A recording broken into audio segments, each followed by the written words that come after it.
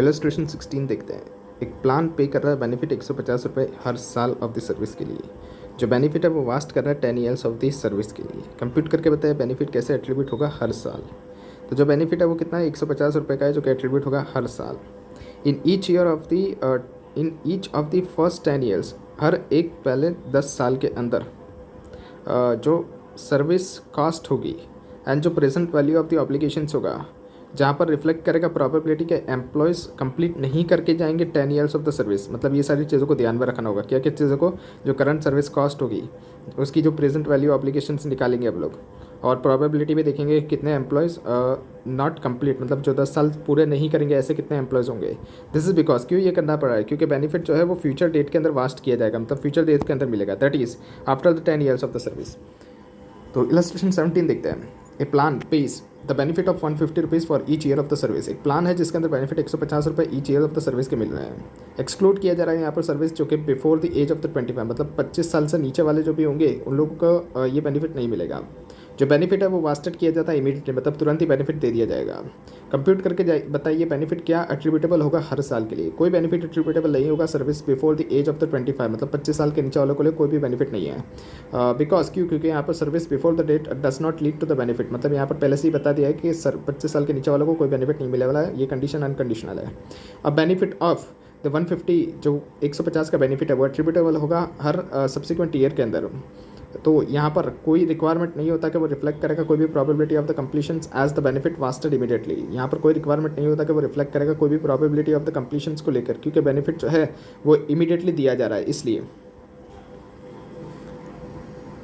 Illustration 18 देखते हैं। आमरा प्राइवेट लिमिटेड जो है वो प्लान कर रहा है उसके एम्प्लॉयज़ के लिए, जहाँ पर वो डिसाइड कर रहा है कि वो पे करेगा लमसम बेनिफिट 2000 रुपये का, जो कि वास्ट कब होगा, after the 10 years of the service. 10 साल की सर्विस कंप्लीट करने के बाद उसको मिलेगा। हाउएवर जो प्लान है वो प्रोवाइड कर रहा है कि कोई future benefit for the subsequent service नहीं होगा। कंप्यूट करके बताइए benefit attributable for the 10 years of the service क्या होगा and the period of the service after 10 years क्या होगा। तो इस केस के अंदर जो as per the companies plan है, जो बेनिफिट है वो कितना निकल के आएगा, 2000 को डिवाइड करेंगे 10 साल तो कितना होगा, 200 रुपये। ये एट्रीब्यूट किया जाएगा हर ऑफ द फर्स्ट 10 ईयर्स, मतलब हर 10 साल के पहले साल, मतलब हर फर्स्ट 10 ईयर्स के अंदर ये हर साल 200 रुपये एट्रीब्यूट किया जाएगा। जो करंट सर्विस कॉस्ट है इन each of the first 10 year, जो करंट सर्विस कॉस्ट हर 10 सालों के अंदर, हर पहले 10 सालों के अंदर आएगी, वो रिफ्लेक्ट करेगी क्या, probability that the employees may not complete, मतलब क्या क्या ध्यान में रखना होगा कि कितने एम्प्लॉयज़ है वो कंप्लीट नहीं करेंगे ये 10 साल की सर्विस को। दिस इज़ बिकॉज क्यों ये करना पड़ा है, क्योंकि बेनिफिट जो वास्ट हो रहा है वो फ्यूचर डेट पे है, that is after the 10 year of the service. यहाँ पर कोई बेनिफिट एट्रीब्यूट नहीं होगा तो द सब्सिक्वेंट ईयर। इलस्ट्रेशन 19 देखते हैं। सनंत प्राइवेट लिमिटेड जो है वो प्लान कर रहा है उसके एम्प्लॉयज़ के लिए, जहाँ पर वो एम्प्लॉयज़ को बेनिफिट देना चाहता है 5% ऑफ द फाइनल सैलरी का for each years of the service before the age of the 55। कब देना चाहता है, 55 एज से पहले देना चाहता है हर साल। तो कंप्यूट करके बताइए क्या बेनिफिट एट्रीब्यूट होगा up to the 55 years and after the 55 years. जो बेनिफिट 5% का एस्टिमेट किया जा रहा है फाइनल सैलरी का, वो एट्रीब्यूट होगा each year up to the age of the 55, मतलब 55 साल तक हर साल 5% का बेनिफिट दिया जाएगा फाइनल सैलरी का। दिस इज़ द डेट, ये डेट है जहाँ पर फ्यूचर सर्विस जो है by the employees will lead to no material amount, जहाँ पर फ्यूचर सर्विस जो होगी, मतलब आगे जो सर्विस देने वाला है एम्प्लॉयज़, उसका कोई मटेरियल अमाउंट नहीं है of the further benefit under the plan. तो यहाँ पर कोई भी बेनिफिट एट्रीब्यूट नहीं होगा to the service after that age. Illustration 20 देखते हैं। अब पोस्ट एम्प्लॉयमेंट मेडिकल प्लान जो है वो रीइंबर्स किया जा रहा है 40% of the employees post employment medical cost, अगर एम्प्लॉयज़ छोड़ के जाता है after more than 10 year and less than 20 years of the service, यानी 10 साल से ज़्यादा और less than 20 years of the service अगर जो एम्प्लॉय है वो छोड़ के जाता है तो क्या हो रहा है, तो पोस्ट एम्प्लॉयमेंट मेडिकल रीइंबर्समेंट जो 40% का मिल रहा है एम्प्लॉयज़ को पोस्ट एम्प्लॉयमेंट मेडिकल कॉस्ट का, मतलब जो भी वो कॉस्ट इनकर करेगा उसका 40% जो उसको मिल रहा है बेनिफिट, अगर एम्प्लॉयज़ लीव कर देता है आफ्टर मोर देन 10 ईयर्स, मतलब वो 10 साल की सर्विस करता है उसके बाद, और लेकिन less than 20 years of the service, मतलब इन बिटवीन में कर देता है, 10 साल से ज़्यादा की सर्विस देता है लेकिन 20 साल से कम की सर्विस देता है, तो 40% का उसका एम्प्लॉय को क्या मिलेगा, रीइंबर्समेंट मिलेगा 40% का, किसका, ये जो मेडिकल कॉस्ट है इसका। एंड 50% मिलेगा अगर एम्प्लॉय जो है वो लीव करते थे आफ्टर द 20 ईयर्स और more years of the service, मतलब 20 साल या उससे ज़्यादा की सर्विस थी और अगर उसके बाद वो कुछ उसका मेडिकल प्लान होता है तो उसके अंदर उसको 50% मिलेगा मेडिकल कॉस्ट। डिटरमाइन करके बताइए कैसे आप लोग बेनिफिट को एट्रीब्यूट करोगे each year of the service के अंदर। तो इस प्लान के अंदर जो बेनिफिट है उसका फॉर्मूला देखा जाएगा under the plans benefit formula. यहाँ पर क्या है तो एंटिटी एट्रीब्यूट कर रही है 4% of the present value of the expected medical cost. जो 4% कैसे निकल के आया तो 40% है उसको डिवाइड करेंगे 10 से, क्योंकि मतलब अगर किसी ने 10 साल तो कंप्लीट कर लिए तो उसको तो मिलेगा ही मिलेगा, तो 4% उसको हर साल का करना पड़ेगा, तो 4% का हमको प्रोविजन बनाना पड़ेगा, इसके लिए यहाँ पर 4% आ गया। To each of the first 10 years, मतलब पहले 10 सालों के अंदर हमको 4% का बनाना पड़ेगा। एंड 10% डिवाइडेड बाई 10, यहाँ पर क्या आएगा 1% निकल के आएगा। To each of the second 10 year, मतलब और जो 10 साल होंगे उसके अंदर हम लोग 1% का और बनाएंगे। क्यों यहाँ पर ऐसा कर रहे हैं, क्योंकि यहाँ पर पहले 10 सालों तक तो कितना होता 40% और उसके बाद कितना हो रहा था तो उसके बाद हमको 10% और बढ़ाना पड़ेगा, क्योंकि 40 तो हम पहले से ही करके बैठे हैं और 50 हो जाएगा फिर उसके बाद, क्योंकि 20 साल की सर्विस या उससे ऊपर की सर्विस होती है तो फिर हमारा कितना हो जाता है 50 हो जाता है। इसलिए यहाँ पर 40 पहले से बना के बैठे हैं तो 10 का और करना पड़ेगा और 10 सालों के लिए, तो यहाँ पर कितना आएगा 1% निकल के आएगा each year of the second 10 years के लिए। For the employees expected to leave, अगर एम्प्लॉयज़ लीव कर देता है विद इन द 10 ईयर्स तो उसको कोई बेनिफिट एट्रीब्यूट नहीं होगा। जो करंट सर्विस कॉस्ट है each year of the each year के अंदर वो क्या रिफ्लेक्ट करेगी कि प्रोबेबिलिटी क्या है कि एम्प्लॉयज़ कंप्लीट नहीं करेगा necessary period of the service को, जो कि अर्न करेगा part of all the benefits. मतलब यहाँ पर ये भी देखा जाएगा कि प्रोबेबिलिटी क्या निकल के आ रही है जहाँ पर एम्प्लॉयज़ कंप्लीट नहीं करेगा in period of the service को टू अर्न द पार्ट और all of the benefits. Illustration 21 देखते हैं। एक पोस्ट एम्प्लॉयमेंट मेडिकल प्लान है जो रीइंबर्स कर रहा है 10% of the employees post employment medical cost. अगर एम्प्लॉय लीव कर देता है after the more than 10 and less than 20 years of the service, and जो 50% of the to 50% of those cost है अगर वो एम्प्लॉयज़ लीव कर देता है आफ्टर द 20 years और more of the service. Determine करके बताइए कैसे आप बेनिफिट को एट्रीब्यूट करोगे ईयर ऑफ द सर्विस के अंदर। जो सर्विस है इन द लेटर ईयर उसको वो लीड करेंगे मटेरियल हायर लेवल और the benefit than in the earlier year. मतलब जो सर्विस है लेटर ईयर के अंदर उसके अंदर मटीरियली हाई लेवल निकल के आ रहा है बेनिफिट का अर्लियर ईयर से, इसलिए जो एम्प्लॉयज़ है वो एक्सपेक्ट कर रहा है कि वो लीव लेगा आफ्टर द 20 और मोर ईयर्स। जो एंटिटी है वो एट्रीब्यूट करेगा बेनिफिट को स्ट्रेट लाइन बेसिस के अंदर पैरा 71 के हिसाब से। जो सर्विस है बियॉन्ड द 20 ईयर्स उसके अंदर लीड है कि वहाँ पर कोई material amount of the future benefits नहीं है, इसीलिए जो बेनिफिट एट्रीब्यूट किया जाएगा each of the first 20 years वो कैसे किया जाएगा तो 2.5% प्रेजेंट वैल्यू के हिसाब से किया जाएगा of the expected medical cost. कैसे निकल के आया तो 50% को डिवाइड किया 20 सालों से। सेकंड के अंदर देखते हैं for the employees expected to leave, मतलब जो लोग छोड़ के चले जाएंगे बिटवीन 10 से लेकर 20 सालों के अंदर, 10 साल एंड 20 साल के अंदर, तो जो बेनिफिट एट्रीब्यूट किया जाएगा each of the first 10 years, मतलब पहले 10 सालों के लिए वो कितना निकल के आएगा तो 10% को डिवाइड करेंगे किससे 10 से, तो कितना आएगा 1% आएगा of the present value of the expected medical cost. For this employees in employees के लिए कोई भी बेनिफिट एट्रीब्यूट नहीं होगा service between the end of the 10th year, मतलब 10th ईयर के बाद का जो बेनिफिट मिल रहा है वो इनको नहीं मिलेगा। एंड द एस्टिमेटेड डेट जब वो लीव कर रहे हैं तब का। For the employees expected to leave within the 10 years, मतलब जो लोग 10 साल के अंदर छोड़ के चले जाएंगे तो उनको तो कोई बेनिफिट मिलने वाला नहीं है, तो उनको कोई बेनिफिट का एट्रीब्यूशन होगा नहीं। जो करंट सर्विस कॉस्ट है इन ईच ऑफ द ईयर वो रिफ्लेक्ट करेगा कि कितने लोग, मतलब कितने प्रोबेबिलिटी है कि एम्प्लॉय जो है वो कंप्लीट नहीं करेंगे necessary period of the service to earn the part और ऑल द बेनिफिट। इलस्ट्रेशन 22 देखते हैं। एकेजे लिमिटेड है वो लिस्टेड कंपनी जो कि engage in the business of the manufacturing of the electronic equipment. जो कंपनी है वो वेरियस ब्रांच ऑफिस है उसका separate out across the India, मतलब पूरे इंडिया के अंदर उसकी ऑफिस है, ब्रांचेस है, एंड उसके 1000 एम्प्लॉयज़ हैं। As per the statutory requirement के हिसाब से जो ग्रेजुएटी है उसको पेएबल होता है कब एम्प्लॉयज़ को on the terminations of the employment, जब एम्प्लॉय छोड़ के चले जाएगा, मतलब जब हम एम्प्लॉय को टर्मिनेट कर देंगे तब यहाँ पर हमको उसको ग्रेजुएटी देनी पड़ेगी। After he has rendered the continuous service for not less than 5 years, मतलब कम से कम 5 सालों की सर्विस तो होनी चाहिए, 5 साल के बाद हम उसको ये देंगे। और इसके अंदर क्या है, क्या क्या चीज़ें दी जाएगी ऑन हिज सुपर एन्यूएशन होगा, या तो उसका रिटायरमेंट या तो रेजिग्नेशंस होगा, या तो उसकी डेथ पे दी जाएगी, या तो disablement due to the accident all the disease, मतलब इस 3 के हिसाब से उसको दी जाएगी, मतलब ये 3 इंसिडेंट्स होंगे तब उसको दी जाएगी। ठीक है, okay. The completions of the continuous service of the 5 years, completions इसके अंदर कंडीशंस क्या है कि कंप्लीशन होने चाहिए 5 साल।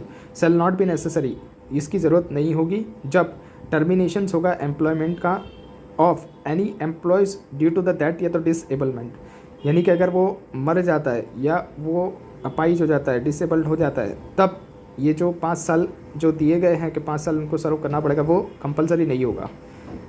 मतलब फिर हम उसको दे देंगे ग्रेजुइटी, भले ही वो 5 साल के अंदर होगा तब भी। अगर ये 2 कंडीशन हुई तो क्या हो गई, अगर उसकी डेथ हो गई या तो डिसेबलमेंट हो गया तब। जो अमाउंट पेबल है वो डिटरमाइन की जा रही है by the formula linked numbers of the years of the service के हिसाब से एंड द लास्ट सैलरी उसने ड्रॉन की है उसके हिसाब से। जो अमाउंट पेबल है टू एन एम्प्लॉयज़ वो एक्सीड नहीं करेगी 10 लाख रुपए से। कंप्यूट करके बताइए amount of the employees benefit अगर कोई होता है तो कितना एट्रीब्यूट किया जाएगा each year of the service के अंदर। जो अमाउंट ऑफ द ग्रेजुइटी है वो एट्रीब्यूट किया जाएगा each year of the service के अंदर एंड कैलकुलेट किया जाएगा नीचे दिए गए उसके हिसाब से। नंबर्स ऑफ द एम्प्लॉयज जो कि not likely to fulfill the eligibility criteria उसको इग्नोर कर देना है। मतलब ऐसे एम्प्लॉयज़ जो कि ये क्राइटेरिया को फुलफिल नहीं करेंगे तो उन लोगों को इग्नोर कर देना है। अदर एम्प्लॉयज जो है उसको हम लोग ग्रुप बनाएंगे according to the period of the service के बेसिस पे, और यहाँ पर एक्सपेक्ट किया जा रहा है कि वो लोग रेंडर करेंगे टेकिंग इनटू अकाउंट क्या क्या चीज़ें ध्यान में रखनी होगी। तो मोर्टालिटी रेट ध्यान में रखना होगा, डिसेबलमेंट एंड जो रेजिग्नेशंस आफ्टर द 5 ईयर्स कितने होंगे वो सब ध्यान में रखना होगा। ग्रेजुइटी पेबल जो है उसको कैलकुलेट किया जाएगा in accordance with the formula जो कि हमको प्रिस्क्राइब किया गया है गवर्नमेंट के द्वारा, गवर्नमेंट के स्टैच्यू के द्वारा। ये बेस्ड किया जाएगा on the period of the service, मतलब कितना पीरियड ऑफ द सर्विस उन्होंने सर्व किया है, एंड जो salary at the time of the terminations of the employment के क्या उनकी सैलरी थी जब उनको टर्मिनेट किया गया है। अज्यूम किया जाता है कि उसके अंदर प्रमोशन भी आ जाएगा, सैलरी इंक्रीमेंट, सैलरी इंक्रीज कितना हो रहा है वो भी आ जाएगा etcetera. For those employees, in employees के लिए फॉर हुम जो अमाउंट पेएबल निकलेगी एज पर द फॉर्मूला वो एक्सीड नहीं करेगी कितना 10 लाख रुपए over the expected period of the service. जो अमाउंट पेएबल है उसको डिवाइड करना पड़ेगा किससे, expected period of the service से, एंड जो रिजल्ट हमारा अमाउंट निकल के आएगा वो एट्रीब्यूट किया जाएगा each year of the expected period of the service. कितना एक्सपेक्टेड पीरियड है उसके अंदर इसको डिवाइड किया जाएगा हर साल। इंक्लूड किया जाएगा period before the stipulated period of the 5 years, मतलब 5 साल के पहले पहले ही हम इसको इंक्लूड कर लेंगे। In case of the remaining employees, जो रिमेनिंग एम्प्लॉयज़ है जहाँ पर amount of the formula exceed कर रही है 10 लाख रुपए से over the expected period of the service of the 10 years says, मतलब अगर ऐसा कुछ होता है कि 10 लाख से ऊपर की अमाउंट एक्सीड कर जाती है expected period of the service of the 10 year से, तो एंड जो amount of the threshold 10 lakh रुपए की है अगर वो रीच हो जाती है एंड ऑफ द 8 ईयर के अंदर, अज्यूम करते हैं ऐसा कुछ होता है तो हम लोग क्या करेंगे, तो 10 लाख को डिवाइड करेंगे 8 ईयर से, दैट इज़ 1,25,000 का हमको एट्रीब्यूट बनाना पड़ेगा each of the first 8 years के अंदर। इन केस, इस केस के अंदर कोई भी बेनिफिट एट्रीब्यूट नहीं होगा टू द सब्सिक्वेंट 2 ईयर्स के अंदर, मतलब और 2 सालों के अंदर कोई भी बेनिफिट एट्रीब्यूट नहीं किया जाएगा। दिस इज़ बिकॉज क्यों यहाँ पर ऐसा हो रहा है क्योंकि सर्विस जो है वो बियॉन्ड 8 ईयर्स लीड कर रही है कि कोई मटेरियल अमाउंट फर्दर बेनिफिट नहीं दिया जाएगा, मतलब कि हम लोग मैक्सिमम 10 ही दे रहे हैं और वो 10 लाख जो है वो 8 साल के अंदर ही कंप्लीट हो रहा है। तो हम लोग क्या करेंगे 1,25,000 का ही एट्रीब्यूट करेंगे हर फर्स्ट 8 ईयर्स के अंदर। तो फिर जो 2 साल बच गए उसके अंदर क्या करेंगे हम लोग, कोई बेनिफिट एट्रीब्यूट नहीं करेंगे। क्यों? क्योंकि यहाँ पर सर्विस बियॉन्ड 8 ईयर के अंदर कोई मटेरियल अमाउंट फर्दर बेनिफिट की दी नहीं जा रही है, इसलिए। इलस्ट्रेशन 23 देखते हैं। प्रताप लिमिटेड जो है वो बिलोंग कर रहा है टू शिप बिल्डिंग इंडस्ट्रीज, जहाँ पर कंपनी रिव्यू कर रही है कि एक्चुरियल वैल्यूएशन क्या होगा फॉर द फर्स्ट टाइम, पहली बार वो वैल्यूएशन निकाल रही है फॉर इट्स पेंशन स्कीम के लिए, विच रिवेल जहाँ पर बताया गया है कि सरप्लस होगा कितना 60 लाख का। It want to spread the same over the next 2 years, वो इसको बांटना चाहता है ओवर 2 ईयर्स के अंदर ताकि वो रिड्यूस कर पाए एनुअल कंट्रीब्यूशंस को to 20 lakhs instead of 50 lakhs, contributions को 20 लाख कर पाए इंस्टेड ऑफ 50 लाख। जो एवरेज रिमेनिंग लाइफ है एम्प्लॉयज़ की वो एस्टिमेट की जा रही है कितनी है, 6 साल की है। एडवाइस करके बताइए company in the lines of the Ind AS 19 के हिसाब से, यहाँ पर इंड AS 19 के हिसाब से हमको देखना पड़ेगा। तो यहाँ पर रिकॉग्नाइज करना पड़ेगा हमको as per the Ind AS 19 कोई भी एक्चुरियल गेन्स या तो लॉस जो कि रिकॉग्नाइज किया जाता है as a remeasurement of the net defined benefit के हिसाब से, मतलब कितना नेट डिफाइंड बेनिफिट होगा उसके हिसाब से यहाँ पर हम लोग एट्रीब्यूट करेंगे। कहाँ पर, अदर कॉम्प्रिहेंसिव इनकम के अंदर। मेजरमेंट एंड द प्रेजेंटेशन कैसे किया जाएगा, गिवन केस के अंदर जो अमाउंट ऑफ द सरप्लस है पेंशन स्कीम की वो कितना 60 लाख रुपए का है in an actuarial gain and उसको रिकॉग्नाइज कैसे किया जाएगा, रीमेजरमेंट के तौर पे and in the other comprehensive income के तौर पे and not to be adjusted, और इसको एडजस्ट नहीं किया जाएगा from the amount of the annual contribution जो कि फ्यूचर ईयर का होगा। डिस्क्लोजर क्या क्या देना पड़ेगा, तो जो चेंजेस हो गए हैं related to the actuarial valuation for the pension scheme, उसके अंदर रिक्वायर्ड है कि वो डिस्क्लोजर करना पड़ेगा अंडर इंड AS 8 के हिसाब से। जो डिस्क्लोजर रिक्वायरमेंट है by the Ind AS 19 should also be made. Ind AS 19 के हिसाब से भी जो डिस्क्लोजर रिक्वायरमेंट होती है वो भी हमको यहाँ पर फाइनेंशियल स्टेटमेंट में बतानी पड़ेगी। इलस्ट्रेशन 24 देखते हैं। यहाँ पर RKA प्राइवेट लिमिटेड जो है वो एक ओल्ड कंपनी है जो कि एस्टैब्लिश हुई थी 1900 में। जो कंपनी है वो स्टार्ट कर रही है with a very small capital, उसने बहुत ही छोटे कैपिटल से स्टार्ट किया था एंड अभी वो one of the leading companies हो गई है इंडिया की इन द इंडस्ट्रीज़। जो कंपनी है उसका एनुअल टर्नओवर 11,000 करोड़ का है एंड प्लानिंग किया जा रहा है कि वो लिस्टेड होगी नेक्स्ट ईयर के अंदर, मतलब लिस्ट करने जा रही है अपने आप को नेक्स्ट ईयर के अंदर। जो कंपनी है उसके पास लार्ज एम्प्लॉयज़ बेस्ड है। जो कंपनी है वो प्रोवाइड कर रही है डिफाइंड बेनिफिट प्लान को उसके एम्प्लॉयज़ को। फॉलोइंग इन्फॉर्मेशन हमको दी जा रही है। बैलेंस ऑफ द फंड जो कि एसेट एंड लायबिलिटीज़ की दी जा रही है 1 अप्रैल 2021 का एंड 31 मार्च 2022 का। यहाँ पर रुपीज़ इन लैक्स के अंदर present value of the benefit obligation कितना है 1 अप्रैल 2021 का, तो 1400 है और एंड का कितना है 1580 है। और फेयर वैल्यू प्लांट असेट की कितनी है 1140 है एंड 1275 है।